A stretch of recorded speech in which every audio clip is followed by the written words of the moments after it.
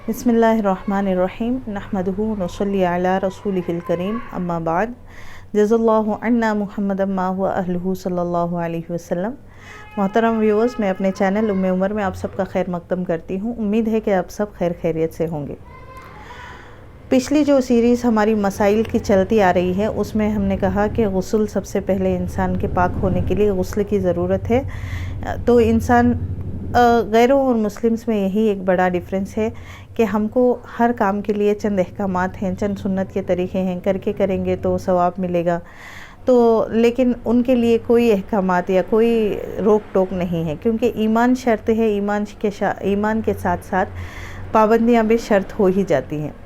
तो गुस्ल में हमने डिस्कस किया, बहुत सारे फ़राइज़ डिस्कस किए, सुन्नतें डिस्कस की, मुस्तहब्बात या मुस्तहब्बात डिस्कस किए। उसके बाद जो इंसान पे कलिमे के साथ पाक होने के बाद उसके ऊपर जो सबसे पहली चीज़ फ़र्ज़ होती है वो नमाज है। और नमाज होने के लिए शर्त ये है कि वज़ू का सही हो, इंसान पाक हो, बावज़ू हो, तभी नमाज होगी। तो वज़ू बहुत अहम है नमाज के लिए। तो सबसे पहले हम लोग वहीं से शुरू करेंगे इंशाअल्लाह।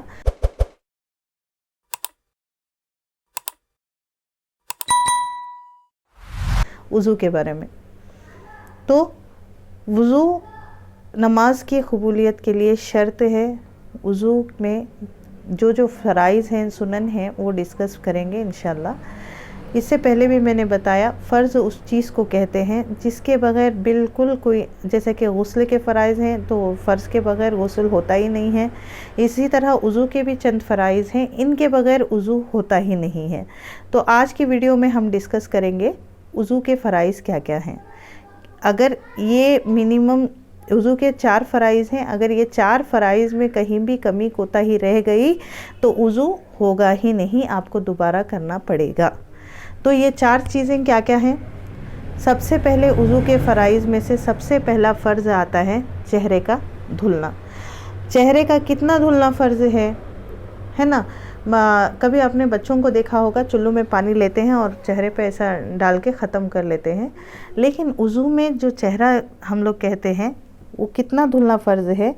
पेशानी के बालों तक, जहाँ से हमारे बाल की जड़ है शुरू हो रही है पेशानी के बालों से ठूडी के नीचे तक एक कान की लो शुरू हो रही है। तो यहाँ का पूरा हिस्सा, जहाँ से हमारा चेहरा का कट है ना, उससे थोड़ा पीछे ही ले जाएं हाथ। एक कान की लो आती है कट से थोड़ा पीछे की तरफ। ये कान की लो से दूसरे कान की लो तक अच्छे से, यानी कि पेशानी के बालों से ठोड़ी के नीचे तक, एक कान की लो से दूसरे कान की लो तक अच्छे से चेहरे का धुलना। अच्छे से मुराद यहाँ पे अच्छे से इसलिए डिफ़ाइन कर रही हूँ कि औरतें अक्सर नाक में नथ पहनती हैं और बहुत सारे आराइश की चीज़ें हैं, ये संवार सिंगार की हैं जो अल्लाह ताला ने उनको हलाल किया। सारी चीज़ें पहनना जायज़ है, लेकिन बाज़ वक़्त में क्या होता है ना, वो नाक के वो जब चेहरा धुलते हैं वो इतना टाइट होता है नथ वगैरह कि वहाँ पे पानी का जाना मुश्किल होता है। अच्छे से चेहरे का धुलना। अब मर्द लोगों की दाढ़ी हो जाती है तो ऐसे ही उठा के पानी का डाल लेने से फ़र्ज़ अदा नहीं होगा। उनके लिए भी ज़रूरी है कि अच्छे से मल कर सारा चेहरे को भीगना ज़रूरी है। तो दूसरा एक पहला फ़र्ज़ अदा हो गया, पेशानी के बालों से ठूडी के नीचे तक, एक कान की लो से दूसरे कान की लो तक अच्छे से चेहरा धुलना। दूसरे फ़र्ज़ की तरफ आते हैं। दूसरा फ़र्ज़ ये है कि दोनों हाथों को कोहनियों समेत धोना। कोहनियों तक नहीं बोल रही हूँ मैं, कोहनियों समेत धोना, यानी सारी कोहनी भीग जाए और उससे ऊपर थोड़ा पानी आ जाए। ऐसा नहीं कि पूरा कोहनी, मतलब एक लाइन होती है कोहनी की, हम लोग ऐसा फोल्ड करते हैं तो यहाँ तक ये कोहनी भीग के उससे थोड़ा ऊपर की तरफ बढ़ जाए, कोहनियाँ आ जाएं उसके अंदर में, मतलब मेरा थोड़ा ऊपर की तरफ। दोनों हाथों को कोहनियों समेत धुलना। पहले सीधे हाथ को, फिर उल्टे हाथ को। सुन्नत की तरफ और सुनन की तरफ, मुस्तहबात की तरफ इंशाल्लाह जाएंगे, तब डिस्कस करेंगे। दोनों हाथों को कोहनियों समेत धुलना दूसरा फ़र्ज़ है। तीसरा फ़र्ज़ के बारे में जब बात करते हैं तो इसमें सुनन मैं इंक्लूड नहीं करूँगी, उसके बारे में इंशाल्लाह अलग ही डिस्कस करेंगे। फ़राइज़ की बात हो रही है तो 2 फ़र्ज़ के बाद तीसरे फ़र्ज़ का नंबर आता है एटलीस्ट चौथाई सर का मसा करना। अब ये जब हम लोग चौथाई बोलते हैं तो कैसा पता चले कि चौथाई हिस्सा कौन सा है? इसमें उलमा के बहुत सारे इख्तलाफात है, लेकिन इस चीज़ पे हर कोई मुत्तफ़िक है कि सर का मसा करना फ़र्ज़ है। तो हम क्या कहते हैं, चौथाई, एटलीस्ट चौथाई सर का, जो शख्स चौथाई सर का मसा करे वो कुल पे दाखिल है, उसने गोया कि सारे सर का मसा किया, एटलीस्ट चौथाई सर तो हो। तो चौथाई सर को कैसा नापेंगे?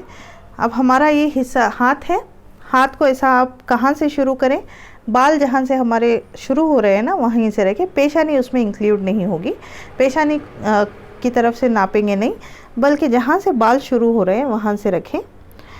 एक हाथ 1/4 हो गया, 1/4, चौथाई मतलब 1/4।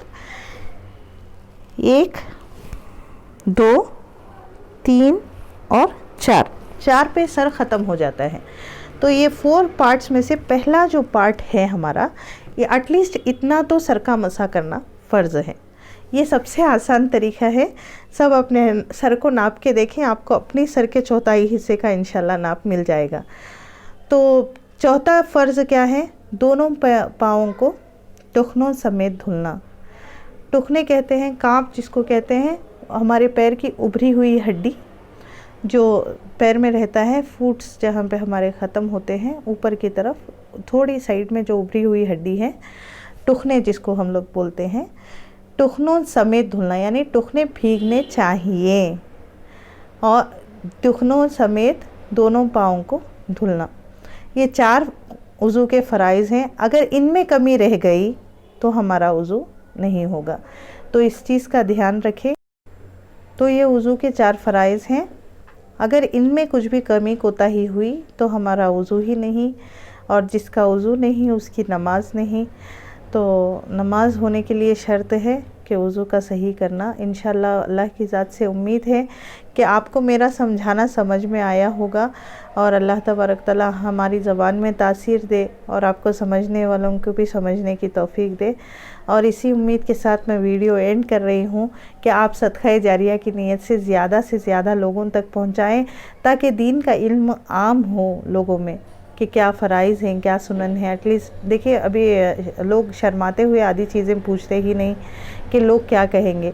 तो ये हम किसी को शर्मिंदा करे बगैर ये आसान तरीक़ा है कि हम हमारे वीडियोस को उन लोगों तक भी पहुंचाएं जिनको आता है, और उन लोगों तक भी पहुंचाएं जिनको नहीं आता।